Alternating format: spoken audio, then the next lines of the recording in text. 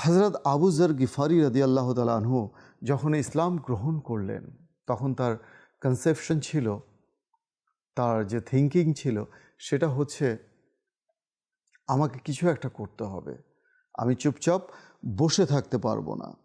তো কাজেই তখন তিনি কাবা ঘরে গিয়ে উচ্চ স্বরে ঘোষণা দিলেন যে আল্লাহ ছাড়া আর কোনো মাবুদ নেই, আল্লাহ ছাড়া আর কোনো মাবুদ নেই।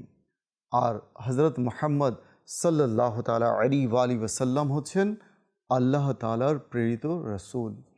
এটা হচ্ছে নেকির দাওয়াত, ইসলামের দাওয়াত। কাদের কাছে দিলেন? অমুসলিমদের কাছে দিলেন, কাবা শরীফে গিয়ে। এর ফলে কি হলো শুনুন। এই ঘোষণা দেওয়ার পর কুরাইশরা হিংস্র পশুর ন্যায় হযরত আবু যর গিফারি রাদিয়াল্লাহু তাআলা আনহুর উপর ঝাঁপিয়ে পড়ল। দেখুন, একদিকে হচ্ছে নেকির দাওয়াত, আরেকদিকে হচ্ছে কোরবানি। কেননা কোরবানি ছাড়া, আত্মত্যাগ ছাড়া কখনোই কোনো নেক কাজ, সৎ কর্ম সম্পাদন করা যায় না।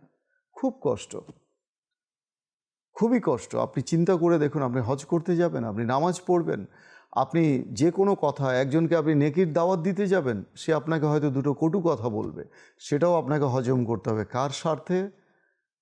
আল্লাহর নবীর স্বার্থে, আল্লাহর নবীর ভালোবাসায়, দিন ইসলামের ভালোবাসায়।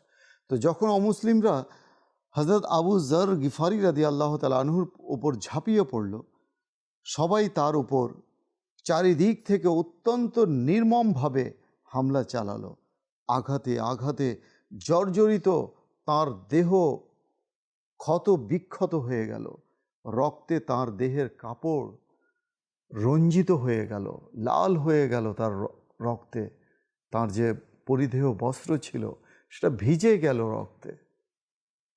কেমন কোরবানি ছিল, কেমন আত্মত্যাগ ছিল, ভেবে দেখেছেন কি?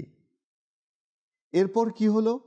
এভাবে শুধু একবার নয়, বারবার নির্যাতনের শিকার হয়েছেন হযরত আবু যর গিফারি রাদিয়াল্লাহু তাআলা আনহু। এতদূর সত্ত্বেও তিনি রাদিয়াল্লাহু তাআলা আনহু আল্লাহ তাআলার সন্তুষ্টি লাভের জন্য সব কিছুকেই হাসি মুখে মেনে নিয়েছেন।